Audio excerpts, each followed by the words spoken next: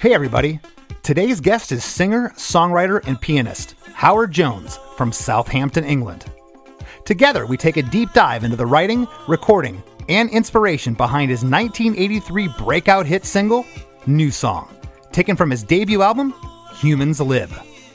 A little interesting tidbit, New Song is the first track ever dissected here on Chris DeMakes a Podcast to not feature any traditional instruments, such as the electric guitar. Howard was on the cutting edge of this then new technology, and he embraced it tenfold. He really was a pioneer of the new wave scene, and the blueprint he had a part in creating is still heard in today's modern dance and pop music. Howard mentioned that he always strives for a connection between the listener and what he's trying to convey with his lyrics. These weren't corny teeny bopper lyrics. They had substance, which is one of many reasons why Howard's music still resonates with his fans after all these years. And speaking of years, it's been 40 years since New Song was released, and I was impressed that my analysis brought up a lot of great memories about the song for Howard. So sit back, relax, and throw off your mental chains. This is a good one. Hey, have you heard? Chris DeMakes a Podcast. Hey, have you heard? Chris DeMakes a Podcast. Hey, have you heard? Chris DeMakes a Podcast. Hey, have you heard? Chris DeMakes a Podcast. Howard, how are you? I'm good, thank you, Chris. This is a real treat for me. I got to tell you, when I saw the press release come through from your publicist, I just don't know where 40 years have went since the release of New Song, your first single, but congratulations. Great, thank you. Thank you very much. It's amazing. And I was talking to my producer before we got rolling here, Howard, and I think we're up to whatever it is now, 160 episodes or something. We've been at this for about 3 years. Amazing. I think this is the first song that we've ever had in the show that doesn't have any guitars or actual, instruments that rock bands would use, totally electronica, except for your voice. And that is really, really cool to me. And it's also, I recall, and I know you heard this a lot. I remember, when a lot of the new wave stuff was happening, when you were first coming up, the critics, they're just pushing buttons. This isn't real. And as I'm listening to this song, I'm like, well, he still had to come up with all the melodies. He had to figure out which buttons to push that were right. So it's just fascinating to me that after all this is the first song. I do believe there isn't real instruments. Is that correct? I just think on the Rupert Hine version, I used the studio piano, which was a highly doctored piano. But the original single, no, doesn't have any, I would call it conventional instruments rather than real. Okay. I think that, I always say that, that a piano keyboard is a series of switches, right? Yeah. That are touch sensitive. And that somebody can come in and play a piano and make you want to run as far as you can to the hills. And then another person sits down and plays and presses those switches and makes you want to cry. So, and it's exactly the same with, any instrument. It's like, it's the way you do it. I'm going to use your descriptor, conventional. Yeah, it's conventional, not real, conventional. That's the better term. And you just mentioned something interesting. You said the Rupert Hine version. Rupert Hine, of course, produced your debut album, Humans Live. Yeah. New Song, however, was released on August 19th of 83. The album didn't come out till March 5th of 84. And the original version was produced by Colin Thurston. Yeah. So the album version, that was still the Colin Thurston one, correct? Yes, I actually wanted to put Rupert's version on because I liked it better. But because New Song had been such a massive hit everywhere, that it was good sense to actually put that version on. But yeah, Colin, we started off recording it in the studio with Colin and got quite a long way with it, but it still wasn't right. And record company agreed with that. So we then took it to another studio. I think it was the place where David Bowie used to do his stuff in London. And we worked on drum machine parts and bass lines again. and then mixed it again. So it was quite a process getting it right. And then, of course, the record company, as people do at those times, they didn't think the tempo was quite right, so they wanted to speed it up. And so, now when I listen back to it, and then when people are trying to copy it at home, they'll find it's somewhere between, C and C sharp. So it's a quarter of a tone, but that was that was what was going on in the day. And this was my first single, and I had no experience of anything at all, apart from writing and playing live. But this was the first proper record I'd made. So, my confidence was developing after that. Right, and I'm glad you mentioned that, because I had to tune my guitar like 3 times. I'm wondering what's going on. I'm like, okay, wait a second. There was synths here. So, and a lot of times too, as you know, you would pitch shift stuff in the studio to make it sound a little warbly or off. Yeah. No, Chris, you're absolutely right. It was, but they just basically sped up the tape. It was recorded onto tape, analog tape, and there was no digital recording at all. And right, actually, all the parts, apart from the drum machine and the sequence, the dun dun dun dun dun, was everything else was played. So it wasn't like making a modern electronic record where you can line up all the waveforms and get everything bang on. I played the bass part. I played all the other keyboard parts in live. So it was a kind of hybrid record in a way. So using the synths, but actually it was mostly played. I'm really glad you mentioned that too, because you don't really take that into consideration on the analog records, especially stuff that you were doing, like the dance and the pop and the new wave stuff. It had to be on. So to your point, you had to play it again if it was rubbing anywhere. Whereas today, you just would scoot it around in Pro Tools. That's right. I mean, I think it's what gives the song its character musically. Is that it's not sample accurate as we I make the records I make now, the electronic ones, I can, as you say, I can line everything up, even though it may be played in initially and improvised initially. You can just get it absolutely perfected, which can be good sometimes but not always appropriate. But New Song was definitely a kind of hybrid. Obviously the drum machines are locked in, the sequence is locked in, but everything else sort of is rubbery around that, which it would be more like a conventional band. Yeah. What was it about the technology in the late 70s, early 80s to you that was fascinating? What drew you to it? Why did you embrace it? Well, I played the piano since I was 7, and I loved anything with keys. On Saturday mornings when I was like 12 years old or something like that, there was a local organ shop, and they have Hammond organs in there, which was like a dream for me to have a Hammond organ. Oh yeah, because I was such a huge fan of Keith Emerson, and but they were really expensive. But the kind guys in that shop, it's quite a formal shop. Organ shops weren't like rock and roll shops. They were people wore suits and ties and stuff. But they let me play the Hammonds and through the Leslie. So I was just, anything that had keys, I was just interested in. So at the point, and I'd been to music college up in Manchester, studied piano for 2.5 years, but I was writing music and playing in bands that whole time as well.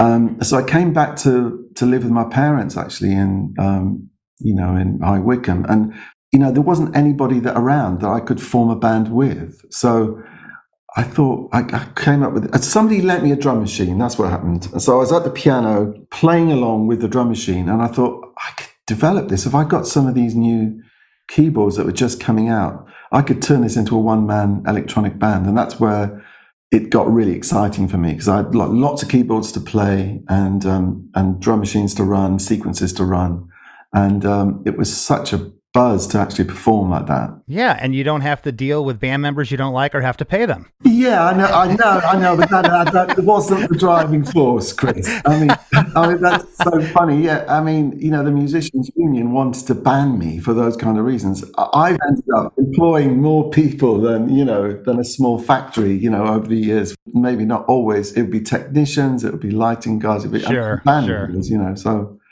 Yeah, but I can't believe they literally wanted to kick me out of the Musicians Union because they thought I was robbing people of their jobs. That is so funny. I mean, that's kind of what I was saying at the top. Like back then, you had the critics like, "Oh, this, they're just pushing buttons. This isn't real music," and here you are getting grief from those people too. Yeah, I mean, I had to fight against that all the time, Chris. It was really it was painful for me because it's like I thought. I can look back on it now and realize exactly why that happened. And it's because when you try and do something new that isn't in the flow of what's gone before, you're going to take some flack, and I did. You put your neck above the parapet and you get fired. That's and I was an easy target for that, right? Sure. And Queen putting on their album, no synthesizers were used. It's like synthesizers are gonna, make you a hit record, mate. No, they're not. Can tell you. Right. Right. Yeah, they didn't use synthesizers, but they had 380 vocal tracks. Yeah. I mean, I'm a big fan, but I was dismayed when I saw that because it's like these are the highly educated young men. Right. And they don't get it. What hope do we have for the future? Well, I'll tell you about the hope for the future. If you go back to 83 when you recorded this and you look at stuff that's happening now, I hear stuff that sounds like this now 40 years later. Everything comes in cycles, and it gives me a bit of a chuckle. You had said a little bit ago this was your first record. You were a little bit green, and here you are. I have to ask, did you get any pushback from the record label at that time, regarding the name of your debut song, New Song? Because it's not in the chorus, it's not in the hook at all, and labels were really about that back then. Yeah, it doesn't make any sense, does it? Calling a song New Song. Well, maybe not your debut single when you're an unknown. I mean, there's green and then there's extreme green, I mean, people going into the record shop and saying, "Oh, can I have Howard Jones' New Song?" Or it's a song. What's it called? New Song. I can't remember the artist. It's called New Song. Like, if you wanted to put some barricades in front of people to stop them buying your record, that's the way to do it. But it goes back to those early days when I was doing the one-man show in tiny pubs and clubs where they didn't normally have music at all. We used to make our own gigs up. And there was something about this one that I called it New Song, and I remember playing it for the first time in front of my fans who were just amazing. They used to follow me everywhere, and playing it for them for the first time, and they went completely crazy. I ended up playing it 3 or 4 times that night. I know normally you don't do that, but I was so excited about the song as well. And I thought, oh, this is the one. This is the new song. This is the way forward for me. And so that's why I honestly didn't think about it too much. Now I think you must be crazy. You should have called it "Don't Crack Up" or right. Bend Your Brain. See both. There was a million titles in there you could have used. Now, of course, back then with labels, you'd get like weekly or bi-weekly reports from the label. And I imagine it started to trickle in. Hey, you're getting played in the United States. You're getting played in other countries. What was that like? Here's this kid from Great Britain, and all of a sudden you're hearing you're getting played in American radio, which I heard you in 83, 84 on American radio. I mean, it was incredible. It was incredible. And nobody knew anything about me, but they just really liked the song. And, I know we've talked about it being, made with electronic instruments, but it definitely had reference, didn't it, to eras gone by. It's like the organ sound, even the riff is based on sort of a classical motif, really. And then, the sort of quite soulful vocals, as soulful as I could be, and yet it felt new. Then there's the positive lyric side of it that we haven't talked about yet. Yeah. So I think all those things added up to it really taking off. Mind you, in the UK, it took 8 weeks to get to number 3. It just crept up the charts. It was like we were going to lose it at any moment, but it wasn't like a smash into the top 10 or anything. Well, and remember too, and I didn't know this till I started touring England back in the 90s, okay, when my band was starting to come over there, and we would go to these after parties, discos they call them there, and we would hear our songs in there. And we're like a hard rock band, and people are dancing to it. We're a punk band. And I'm like, what is going on? It's just part of the culture. I imagine during this time, you were out at the bars and the pubs and the clubs, and you're hearing the song, which a lot of times the song can become a hit on the club level and never even reach radio. Yeah, well, I guess, we were at the start of that time when, as well as doing the 7-inch mix for radio, we immediately did the 12-inch version, to go on vinyl out to the clubs, and it would be an extended version, and we'd have that was the most fun doing that, doing the mixes. And then hearing that in the club, which you EQ differently, and you cut it differently for the vinyl and everything like that. So it was a real blast hearing it in clubs. So loud and great. Yeah, I bet it was. Well, I want to jump into the song and the arrangement on this. You don't, I never really realized arrangements of songs until I put them on paper in front of me. And it never would have dawned on me that this song was a little strange arrangement wise, but it is where the parts come in, but it works absolutely seamlessly. The song is 4 minutes and 16 seconds, and we get these drum pads, and they're kind of ping-ponging right and left in the mix that start it, and that happens 2 times, followed by a kick drum that joins those drum pad hits. I hear a triangle in there and a main synth hook of the song for 4 bars.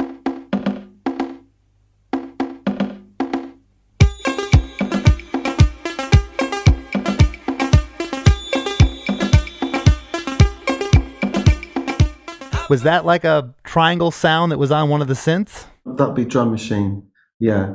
We started off with the drum machine pattern that I used live, and then we replaced some of the sounds using the AMS, single hit sampler. That it was just very new technology at the time. And again, you had to play that analog. You had to press it with your fingers, or however you were doing it. Exactly. Yeah. Yeah. Exactly. Which. Gosh, I mean, I could talk about this forever, but I mean, it had to drive you crazy at points. Some stuff wouldn't line up, or you just couldn't get it to work. Nowadays it's a push of a button. You can see it on the grid, but I imagine that was a process at times. Yeah. I mean, it was always always syncing stuff up to drum machine clicks, and it wasn't a very scientific process, but when I pull the song into Pro Tools now, I mean, the tempo is varying all over the place, because the drum machines and the tape machines, would get slightly out with each other, and we used synth decode, didn't we, to drive things? Yeah, and that would be not always completely accurate, and stuff wouldn't read it properly, and. Yeah, but it gives it its charm, doesn't it? Really, It absolutely does. I think that's the beauty of this. Is yes, you were working with synthesizers and things, but you were still playing them. There was still the human factor in there. And you can really suck the life out of it when you put everything on a grid in Pro Tools and fix everything. That's true. Verse 1 is a double verse.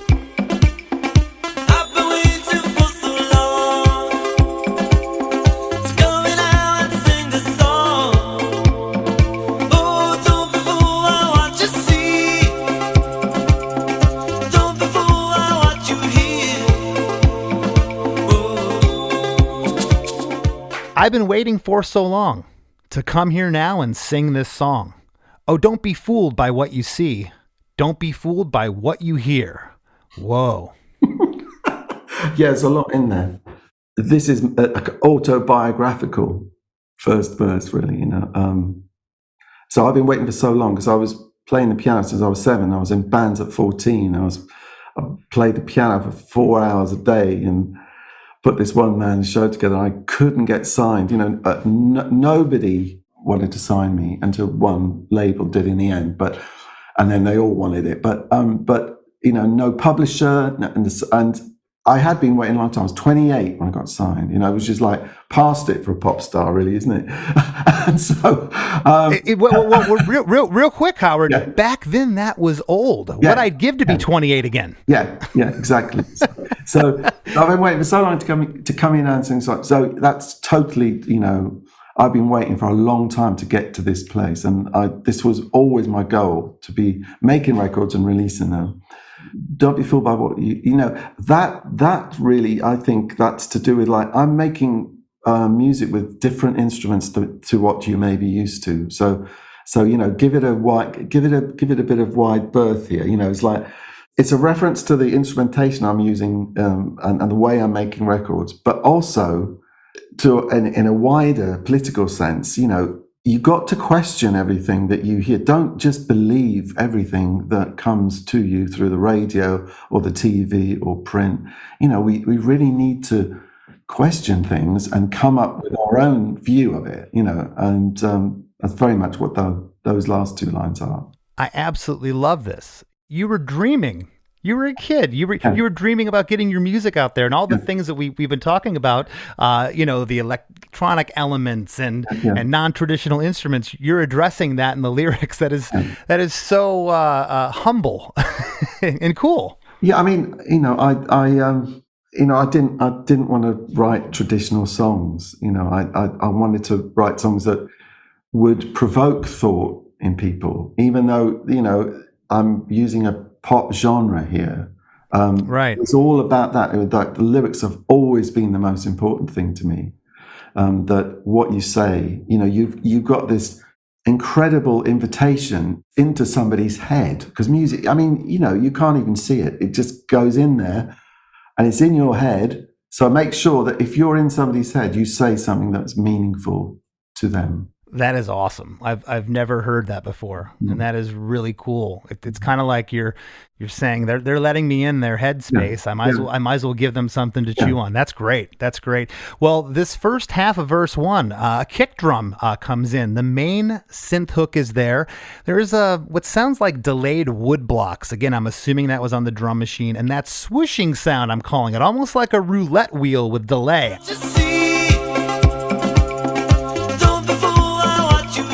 Is that another synth sound? It's so cool. No, Steve Taylor did that in one of his machines. I can't remember what he did, but he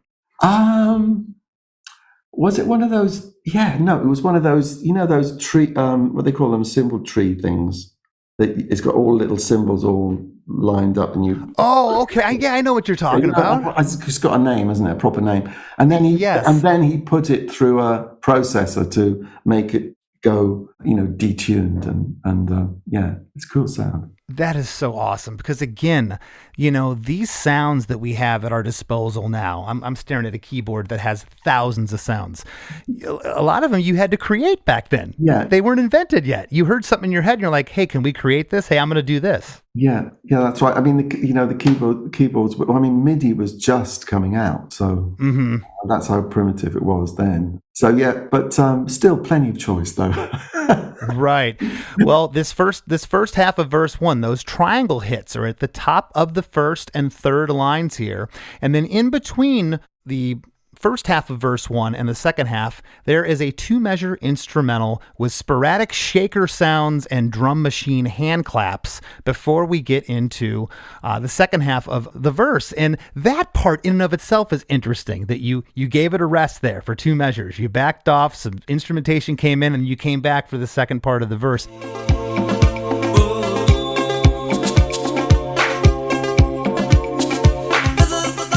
Did you do a demo of this song? Yeah. You did? This is where I did it live. I'm pretty sure I did anyway. Now, although Rupert was so good with arrangements, I think it was Rupert's idea that we reveal that main synth hook in stages. The first time you just get it in C. It doesn't go to the minor. And you just get a teaser and then get straight on with this, the second, the third verse, isn't it? Right, exactly.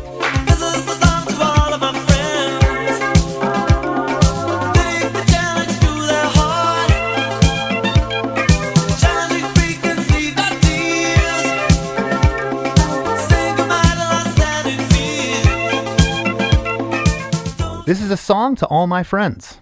They take the challenge to their hearts, challenging preconceived ideas, saying goodbye to long-standing fears.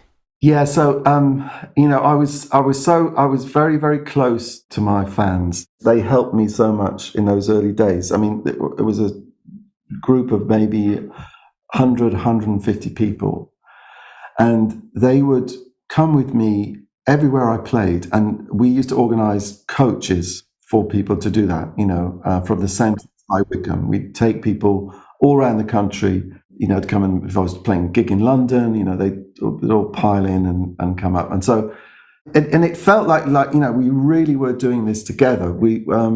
So when I was saying, this is a song to all of my friends, I felt that they were with me, not just because of the music, but because of what I was saying in the music. They take the challenge to their heart. So it's like they're going along with the philosophy of the song as well. So it was a close bond, and it was all, I was playing like sometimes three or four gigs a week, and then working during the day in factories and odd jobs and stuff. So flat out the whole time. But then the gigs were the intense bit, where those bonds were, created with that group of people. And it was, so that's where that, sentiment comes from, really. What's the second time you mentioned about the lyrics and you wanted to give the fans, the listeners, something to hold on to? Do you think at all that had something to do with the fact that you were 28 and you weren't an 18-year-old kid? Because a lot of times 18-year-old kids not going to worry about that. No, that's true. I mean, I think I was a bit older, and philosophy was really, something I'd always been drawn to since a child. So it had to be in there in the music. Challenging preconceived ideas. I mean, I don't think any pop song has ever said that. No, and I also noticed there's not much of a rhyme scheme going on here. The lines 1 and 3 and lines 2 and 4 here do not rhyme at all. No. But it works. You make it work on how you deliver it vocally. Yeah, that's right. I didn't bother too much about, as I got older, I was more bothered about rhyming and being a little bit more clever with that. But in those days, it was like, just let the words, as long as the rhythms were working. Yeah. As long as the rhythms were working, and that was fine for me. And saying goodbye to long-standing. I mean, just the idea of challenging preconceived ideas was really important to me. And it's even more important now, that we do challenge these great big tropes that we've been taught since we were kids about everything. We give them a bit of a forensic analysis and go, actually, I don't think this works. I mean, it doesn't work for me. And so let's evolve this, evolve these ideas so we can, we can get on with each other better. That's the primary thing, Right. Yeah. Do you recall if these vocals were doubled in the verse? Man, the vocal treatment, the delay on it is really, really cool. But I think I hear a double in there. It's pretty locked though. Well, we did. I mean, Rupert had this thing that I was only allowed to do 4 takes, right? And so he would get me vibed up, and you have to remember, I'd never done vocals in the studio before. Yeah. So he just wanted to capture the energy. He didn't want it to be a perfected thing or an over sterile. Yeah. So you lose that energy. So only 4 takes, and then he would, out of those 4 takes, anything that doubled up, he would probably use it. Right, if anything doubled nicely, he would use it. And then Steve used, I think, Steve's amazing with the vocal exciters, and he's really fantastic with with delays. I mean, I remember it was a 414 that I used, so that's not a normal mic really to use for vocals. Yeah. But Rupert wanted that kind of quite toppy sound, on the. So we used that. That kind of suited my voice, but yeah.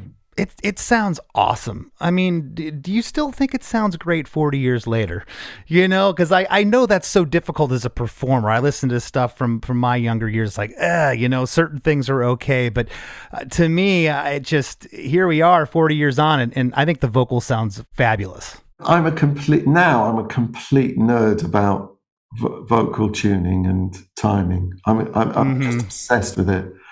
And so when I listen now, I think, oh, there's a couple of notes.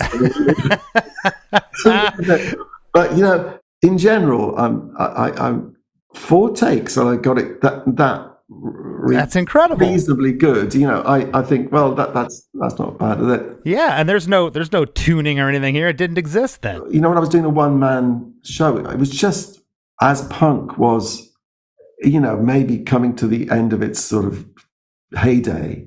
I was singing very much in a punk way. Honestly, people wouldn't believe this, but I would be singing with a sort of East End accent, and I would be not worried about tuning. I'd be shouting a lot and having a real attitude with the vocal. So a bit, you know, being in tune all the time wasn't.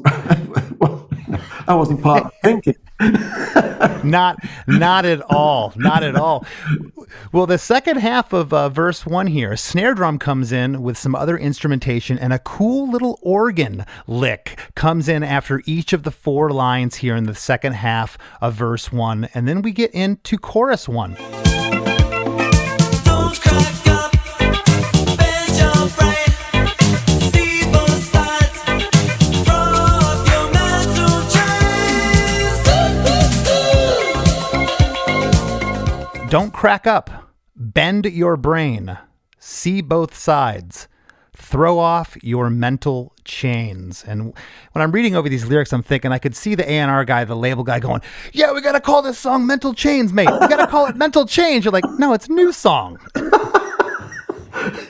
Yeah, I mean, I don't ever recall them trying to persuade me to change it. Maybe I just selectively didn't remember that, but... My record label drove us nuts with that kind of stuff. I mean, here we are trying to be artists. We're like, no, the title has to be this. We're like, well, that isn't even in the lyrics anywhere. Like, I know, but we're the artist, you're the label, deal with it. And they didn't like that very much. Yeah, no, that's true. And I can see their point, because they want you to have a hit with this, and they want, they want, they want like something that gets people to remember the song. Right after Mental Change, you get what I believe is it's a definitive hook of the song. And upon re-listening to this, Howard, and I've heard the song, I don't know how many hundreds of times over the years, it reminded me a little bit of that Blur song, Song Number 2. That's another song, just Song Number 2, that woo-hoo, that thing. Oh, yeah, this, right, yeah. Yeah, this is a hook, this ooh-ooh-ooh that happens after every time you say Mental Chains. It's great. Well, I mean, it's the function of it for me was like the joy of, like, okay, we're going to bend our brains, see both sides, and throw off our mental chains. But that is a joyful thing to do. It is not a pain, That's right. A great thing to do. And like, yeah, let's do it, sort of thing. And it's great hearing audiences do that now. I just love that, hearing them sing it back to me. And you wonder,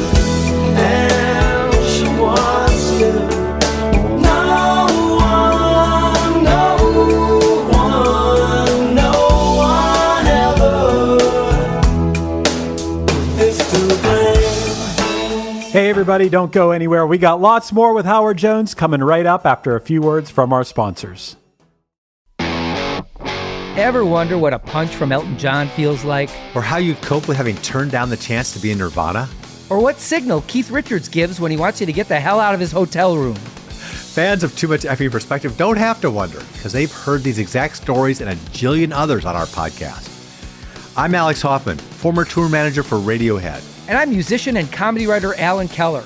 On the TMEP show, we get guests like Nancy Wilson from Heart, Jeremiah Freites from the Lumineers, and Modern Family's Julie Bowen to tell us things they may have only shared with their therapist, clergy, or a TMZ stringer. So join us on Too Much Effing Perspective. That's EFFING Perspective. The only podcast you crank up to 11. Doctor says you're cured, but you still feel the pain. And now, back to the show. Chorus 1 here, a really cool new bass synth part comes in. It is funky. It is so good.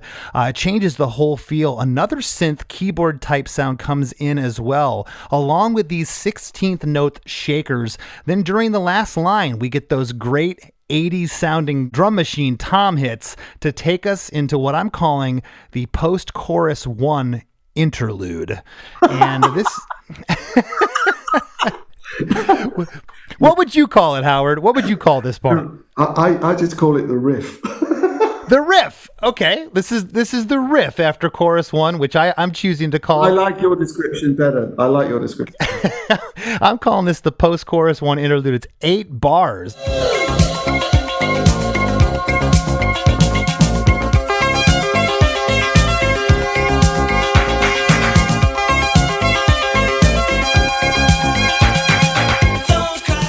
This beep, okay? It's not the triangle sound. There's a beep on every one. Beep, beep, beep, beep. And it gives this urgency, and it's so great for a dance song, that 4 on the floor like pulse. Yeah. You recall what that is? I'm missing this bit. I can't think where that came from. I can do some investigation. That's fine. Well, I promise you it's there. And then after these 8 bars, we immediately come back to chorus 2. Don't crack up, bend your brain, see both sides, throw off your mental chains. And that's kind of a dance trick. A lot of the dance music, I should say, a lot of the pop hits, some of the disco bands, I know that Kool and the Gang would do this. They'd have an instrumental part and they'd come right back to the hook. And was that important to you to come back to that? Do you remember? Was it always like that on the demo? Well, I mean, I really do think that I have to, hats off to Rupert for this, because he was just brilliant with structure. And he, in fact, taught me so much on that record about how to make it interesting for people, because we're, like unexpected things, because you're dealing with pop music songs structure. It's a classic thing. Mm-hmm. Everyone kind of knows and expects things to happen. But if you just throw some curves at people, it just gives you a little bit of a thrill. So that's what Rupert was always trying to get with working with me with those tracks. So I would have probably had, the riff bit, probably the full thing going from C to A minor and back, each time, which I probably live. But he said, no, let's just feed it through bit by bit, let it evolve, and and don't give people everything on the first time. Excuse my confusion, but I know Colin Thurston, he actually recorded, I guess, did the first version, but yeah. You keep mentioning Rupert. Did he do some editing on the arrangement after the fact? Well, I mean, when you listen to Rupert's version, it's got this sort of piano solo bit at the end, which is really great, and I just absolutely love that.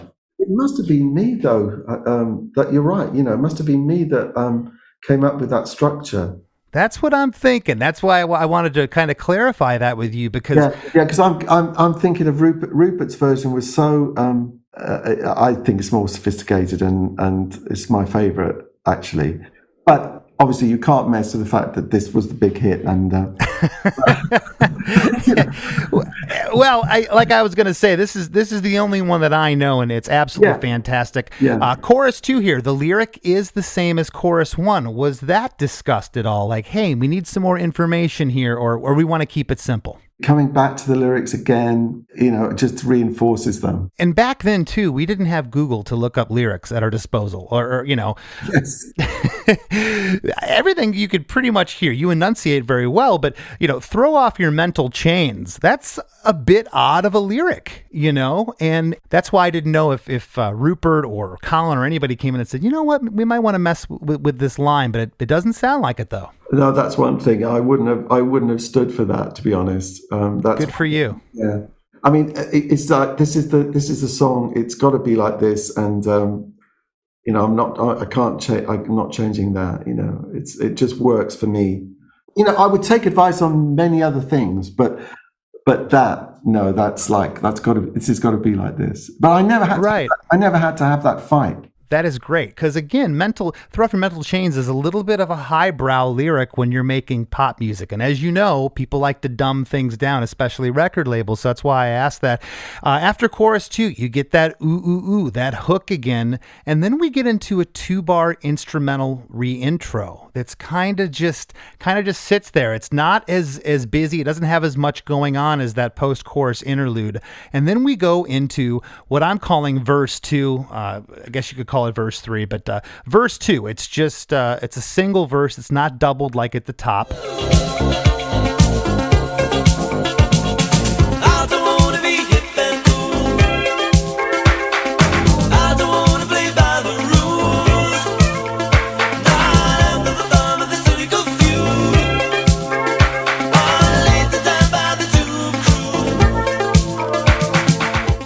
I don't want to be hip and cool. I don't want to play by the rules. Not under the thumb of the cynical few or laden down by the doom crew. I love that. Yeah, I think that's probably my favorite bit. It's like, I'm not doing this to be fashionable or, follow a trend. I want it to be like the original idea of what rock and roll is all about. It's about an alternative way of looking at things, and it's not fitting into a grid that's imposed on you. That's the, I don't want to play by the rules. I want to be challenging those things, not under the thumb of the cynical few. And so I was hearing a lot of music that people were coming up with at the time that was pretty doomy and cynical about the world. So, and there, honestly, there is a place for that. Of course, there is a place for that. And I'm not saying that you shouldn't do that, but it wasn't what I wanted to do. I wanted to put out a positive message, and I felt that I was very acquainted with cynicism myself. I could see that very clearly in myself. Well, you're English. Yeah, yeah. So, but I'm not gonna put that out in my music. I'm not going to be reinforcing that side of me. Well, I think that's why these lyrics reverberate with your fans and why they've stood the test of time, and as you said, they hit the fans because, looking down, you put a double time drum beat and some big buzzsaw guitars here and these could be punk lyrics. I mean, not under the thumb of the cynical few or laden down by the doom crew. It's like I could see the Damned singing that or something. And, there was a fine line between punks and new wavers at that time, as you know. Yes, there was. Yeah, that's right. I mean, and I think, this idea of I obviously wasn't aiming to be working,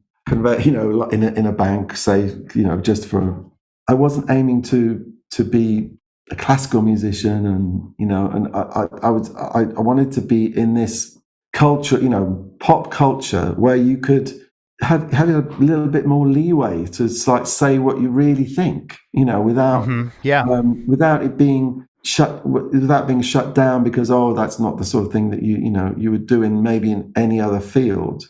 So I was thinking, and that's always has been the function for me of pop music, rock music, alternative, is to give the opposing view, say, hey, hang on a minute, do we have to be like this? Do we have to act like this? Is there a better way, for people to be enjoying their life more and be happier with their life, Well, there's a couple really cool things that happen in this second verse here. There's harmonies. You're singing in unison on all 4 lines, but there's harmonies that stick out. And do you recall doing that? Was it Rupert or Colin or somebody saying, hey, I need you to harmonize, and you weren't actually harmonizing because it's not a genuine full harmony. There is some unison there, but it's awesome. No, I think that, I mean, this is just harmonies that because it would have been with Colin that I did this. Yeah. So that it would have been me. Coming up, it doesn't harmonize all the way very easily. Right. So just pick out the bits that it's going to work with, and that's what I did. Yeah. I love that. I love when that happens, when it's like, yeah, you could have put a strict harmony on everything, but it wouldn't have made you feel the way that the vocal that you laid down, like the sporadic harmonies here and there, along with unison. There's also organ licks that are here like verse 1, along with 4 hand claps after every line here in verse 2, that organ and those hand claps. And the 4 hand claps in that verse, that's the only time they happen in the song. And I love that too about this track. There's stuff that's floating in and out that never happens again. Yeah, that the hand clap thing, became a big hook of the song, and people actually they do that live. They do that bit. Yeah, the organ was on from my Juno 60. It's pretty much one of the presets. I think I might have tweaked it a bit, and it doesn't. It obviously doesn't sound like a Hammond, because that wouldn't have been appropriate. No, but it does still have that Hammond-esque feel to it. Yeah. I mean, I own a Hammond now, and with a Leslie, and it's always one of my favorite things to play. Sure. But I couldn't take that with me in my little van when I was doing my gigs. So it's almost like a bit of an oddity to have an organ sound in there with all these synths and stuff going on, but it seemed to work. And I think that also tied it in with the reference to the past and what people would have done with the real Hammond and stuff. Well, I love that. Immediately after verse 2, we get into chorus 3. It's the same lyric. We get that ooh ooh ooh hook at the end, and then we come into the second musical interlude. It's a synth solo for 14 bars. The first 2 bars are just a re-intro before the solo.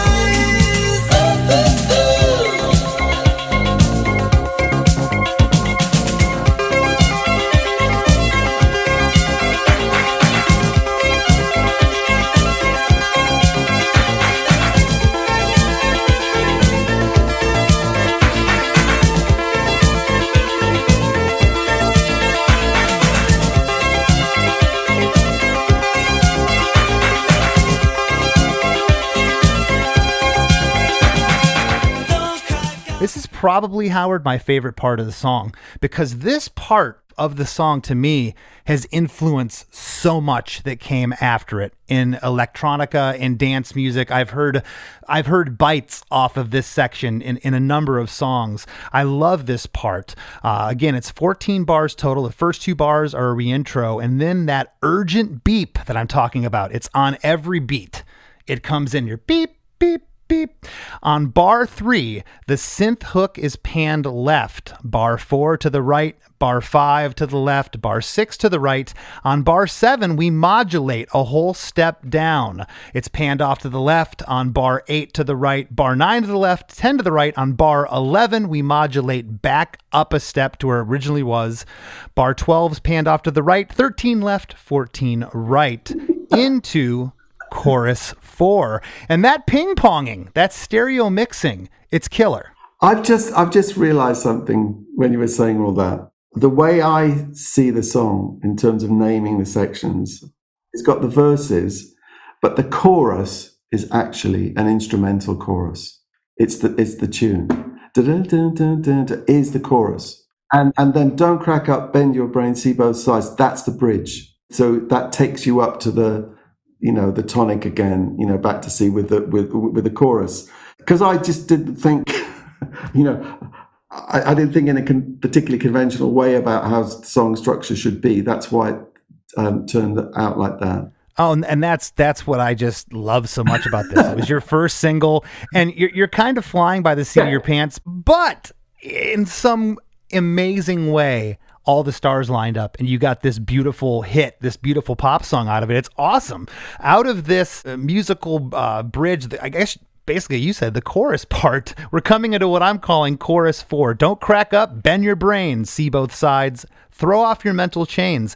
And we get the ooh, ooh, ooh again, that what I'm calling a major hook in this song, into another 2-bar reintro. And I'm calling this is like the setup for verse 3, which is our second double verse in the song.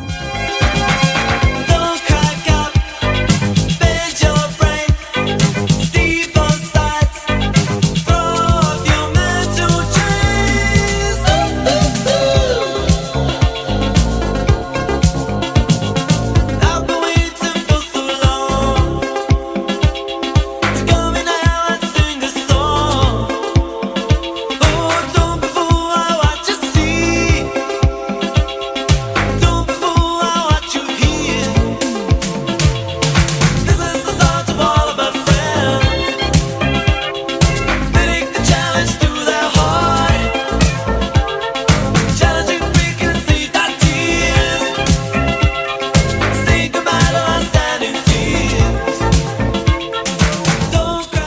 Which again, this is crazy. You went double verse at the top, single verse, and now you're at a double verse again. To your recollection, was that like the demo? Was it written like that? Yeah, it was, and I it's just the way the song evolved for me live, and you never quite know what's coming next, do you? That's the thing. I think that's exciting. I mean, I guess people don't really do that now. Well, they don't, and I guess you had woodshop this enough. You were out at the clubs. You had these pockets of fans that were just, this song was resonating with them. Why would you go cut it differently in the studio if it's working live? Exactly. It was working live, and and I remember something else. You know, the Simmons fills, doom doom doom. Yes. That so that comes from, because I didn't have Simmons drums in my one-man rig, but I did a radio thing for Radio 1 BBC where I before I got signed, and I don't know why, but I thought it turned out to be a good idea to get a drummer in to play with me, and he had a complete Simmons kit, which was like the thing of the day, Oh yeah. And he sort of added to my drum machine stuff and things, and I think it may be my favorite version, that live version that we did on Radio 1 and with the Simmons, and so that's where the Simmons got imported into the recording then, because I liked it so much, and then I got my own Simmons modules then after that and I used a Simmons sequencer, it was called, as well. So that's how I used to run it live. You didn't hear that for so long. It was kind of like a 4-letter word in the 90s, early 2000s. And I'm telling you, I'm hearing it on recordings now, and it just makes me smile. Yeah. I'm hearing those sounds again. It's just like, it's so cool. So out of this 2-bar reintro, we're into verse 3, which verse 3 is a double verse like verse 1, and it's the same exact lyric. At this point, did anybody, yourself, question, maybe we should add something else here, or why mess with it? No rational thought was involved in making this record. And that's the brilliance, and that's the beauty of it, which, to your point, hearing this verse again, the same exact lyrics, it makes it almost like a chorus. People can really latch onto it. Yeah, it's like a breakdown verse, isn't it? Breakdown double verse. Right. Well, the first half it's all the same instrumentation, but we go to just kick drum and a new hand clap pattern that happens here. And halfway through, we don't get a reintro like between verse 1. We get that 2-measure instrumental break. The second half of the verse just comes in here. When you get the whoa-oh, though, halfway through, we get those Simmons drums you're talking about, those fills come in there. Mm. And then on the second half, the snare drum is back in. Keys are here after every line, as well as that new hand clap after every line. And then immediately after that, we go into what I'm calling the 5th chorus. It's the 5th time you've heard, don't crack up, bend your brain, see both sides, throw off your mental chains with that ooh, ooh, ooh.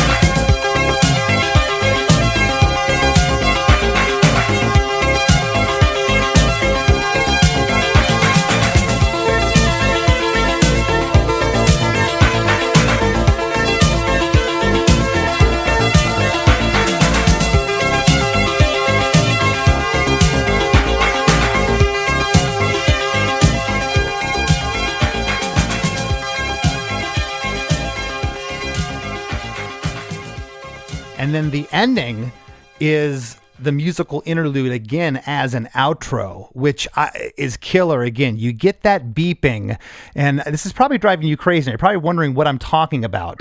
I think I've realized what it is now. It's the Juno 60 doing an arpeggio that's hooked up to the drum machine. So and you're hearing the top note of it that's coming doodling. Okay. It's actually an arpeggio that's bubbling underneath as well. But you probably, I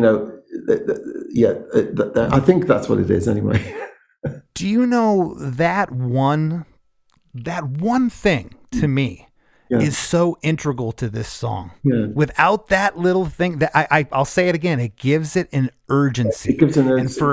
And when you're in the clubs and the drinks are flowing and the smoke's coming out and the music's pumping and you hear that beeping that I'm calling, it's awesome. I mean, and that comes back to the limitations of my one-man, electronic band, because there was an 808 drum machine that was then sending a trigger to a 12-note Pro One synthesizer, so which I had to program in before each show. So I only had 12 notes to play with it. So that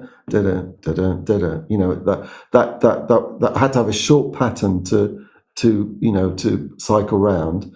And then also the drum machine would send a trigger to the Juno 60 that I could slap into arpeggio mode to give that buzz that you're talking, that extra drive.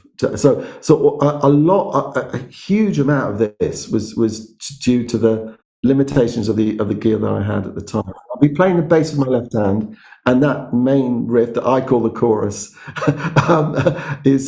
was played with my right hand, and whilst I'm playing the bass with my left hand. So it was all within all the answers really in a way come from that rig. That is so cool. And I'm telling you, I try to keep this show as best as I can in layman's terms for the listeners. Yeah. I could talk to you about this stuff for days. This kind of nerdy stuff just fascinates me. And, I beyond thanking a guest for coming on this show from the bottom of my heart, I want to thank you for pioneering a lot of what we hear today in electronic music. You really did a lot of groundwork. Well, I did have to take a lot of flack for it.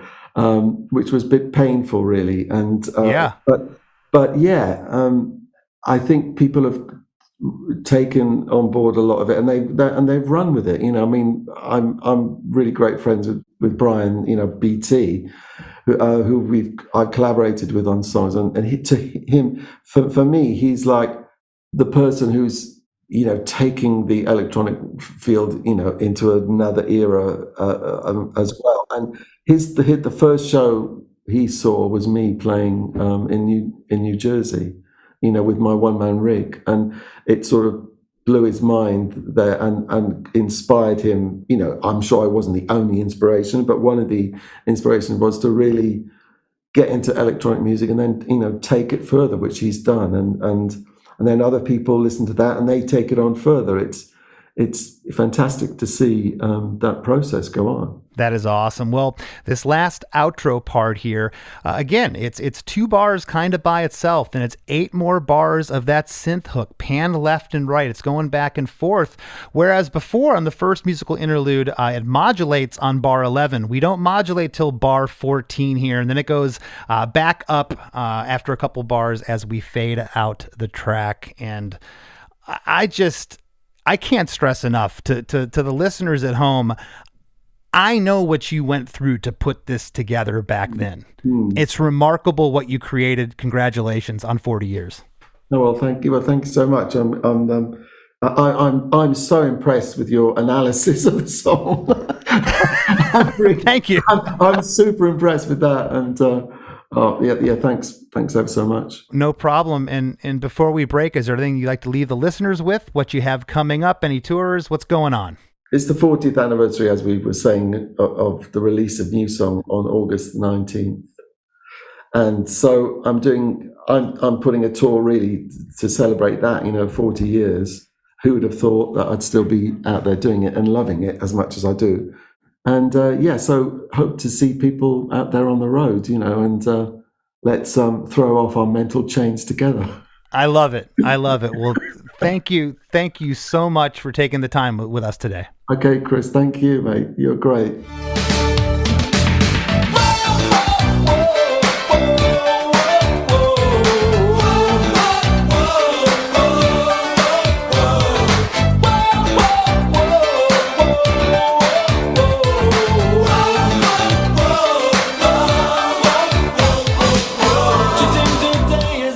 Hey, everybody, I hope you all enjoyed that conversation with Howard Jones as much as I did. But don't go anywhere. We got the rap segment coming up where Chris and I will talk all about this episode and how awesome Howard Jones is after a few words from our sponsors. Ready for a head-bangingly good time? Dive into the world of heavy metal with the Brutally Delicious podcast. Here, we don't just talk music. We welcome you into our heavy metal family. Join us for candid chats with legends and rising stars. We go beyond the typical interviews, exploring raw emotions and the life-altering impact of heavy metal. So whether you're a diehard metalhead or just curious, join our family and let the headbanging begin with the Brutally Delicious podcast.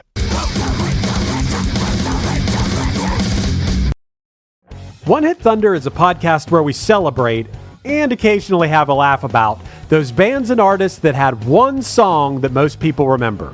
Although many musicians may reject the term one-hit wonder, we beg to differ with their aversion to it, because wouldn't we all love to have a beloved hit song? On One Hit Thunder, we're joined by interesting guests from the world of music and comedy to dive into one artist each week.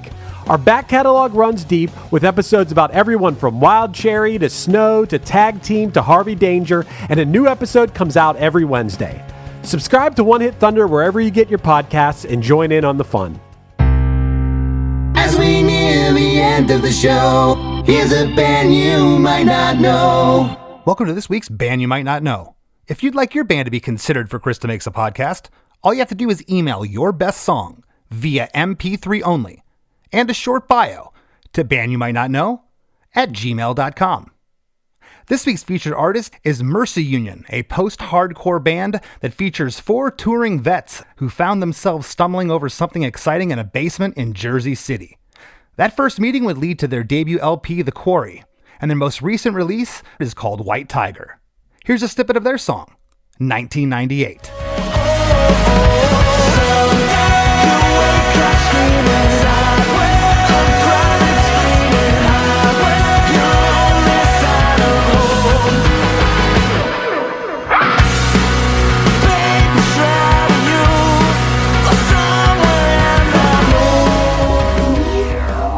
The Rap with Chris and Chris.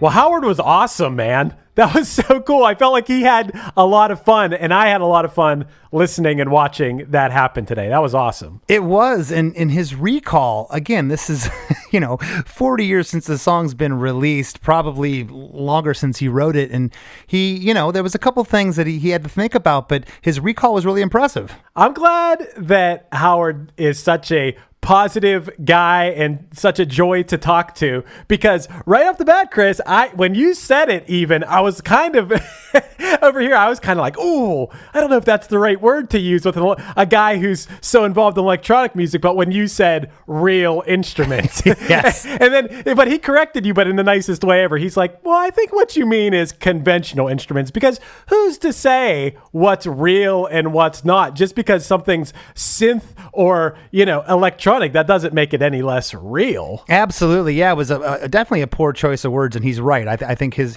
terminology was better. Really what I was getting at, though, and we touched on it a couple of times, Chris, was the backlash that guys like him were getting back then, people calling it not real instruments. Oh, they're making music with computers. We still hear it today, and it's laughable that 40 years on we're still talking about that. Yeah, I don't care what you use to make your music. You still have to make the music, and that music still has to make you feel something. So I don't care if you're banging on a rock with a stick. If you write a great melody and lyrics that move me, who's to say that that's not an instrument? That's as real as anything else. Right. And speaking of what you just said, speaking of banging on stuff with a stick and recording it, these guys were making their own sounds. He was talking about his engineer, how he had this cymbal thing, and they kind of, ran it through the machine, reversed it, and that's the fluttering noise that I was talking about. And, they were pioneering all this stuff. Right. Hey, I thought it was really crazy. I never knew that Queen, I don't know what album it was, but the Queen put in their liner notes that no synths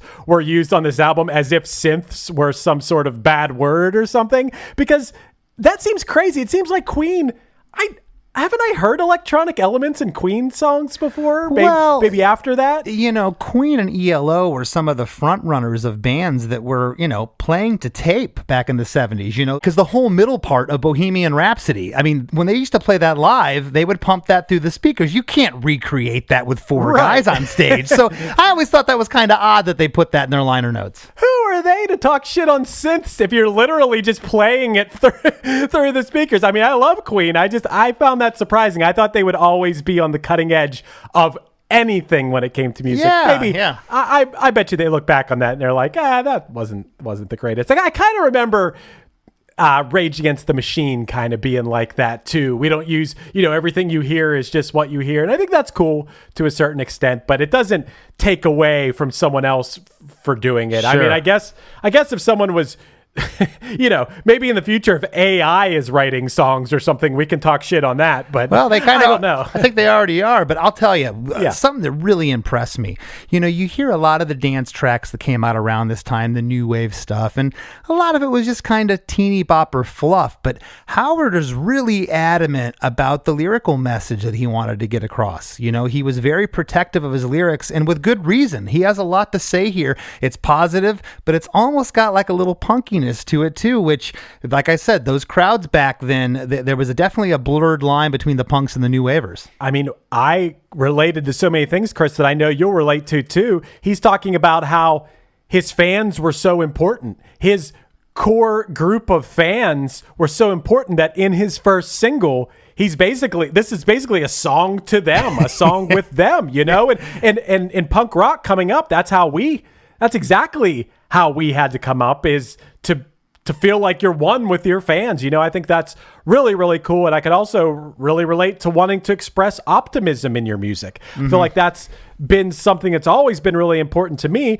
But imagine at this time, I think maybe you made a reference to this. You do think of, even in the new wave movement, think of some of the Joy Division and stuff. And even, you know, to a certain extent, like the Smiths and the Cure and bands like that, where I love those bands, but to a certain extent, there's a little bit of pessimism in the lyrics and stuff, right? This was kind of the antithesis to that. It was. And Great Britain during this time was in a horrible recession. A lot of the lyrics from the punks and the new wavers, some of the stuff you're talking about, the Cure, it was melancholy. It was disenfranchised youth. It was all those things. But I just love it. I love that we started out talking about the backlash and some of those things. And here he is in the first verse saying, I've been waiting for so long to come here now and sing this song to you, the fans. Then he's saying, but don't be fooled by what you see. Yeah, it's just one guy with some keyboards up here, but I'm the real deal. Like, that's awesome. Yeah, no, I think it's great. It's kind of like his it's his first song, and it's kind of like,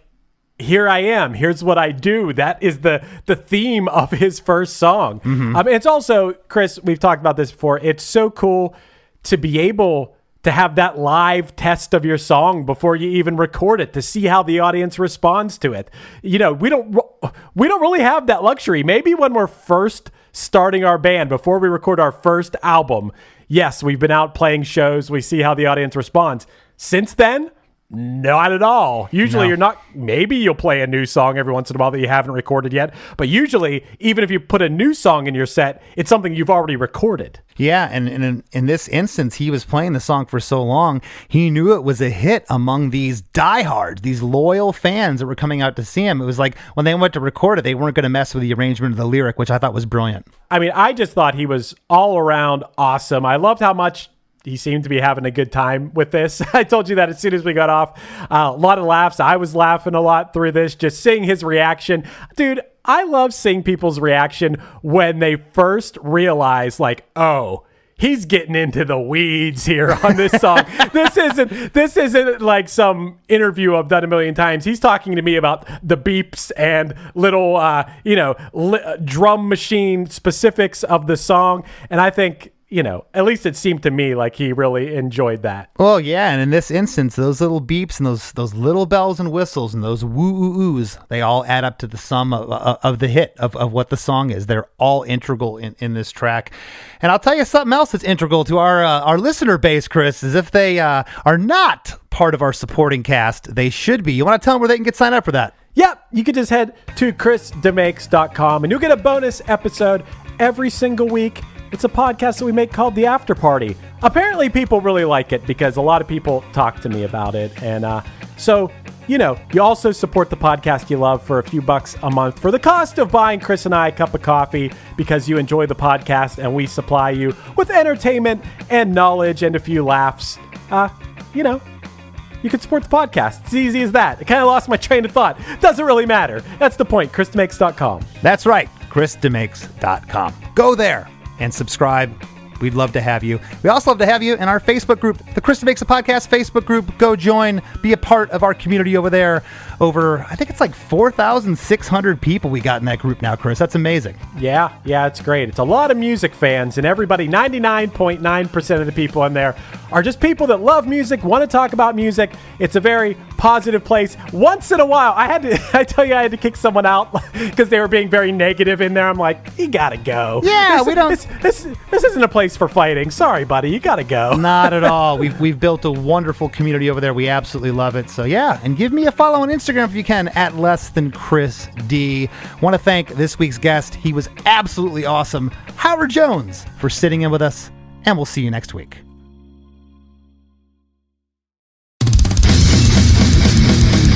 Ready for a head-bangingly good time?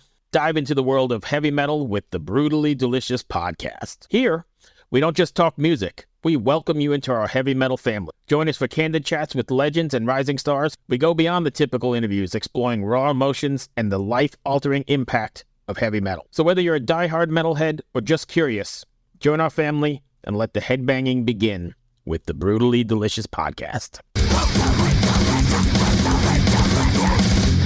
Hi, I'm Daniela Clark. I'm Barbara Ann Wild. And we are the Honest AF Show. Our podcast is real, honest conversation with our celebrity friends and pros. Covering our anything but average rock and roll lifestyles. All while tackling the hell that is aging and the battle of beauty. Oh yeah, nothing is off the table. The Honest AF Show is available wherever you get your podcasts.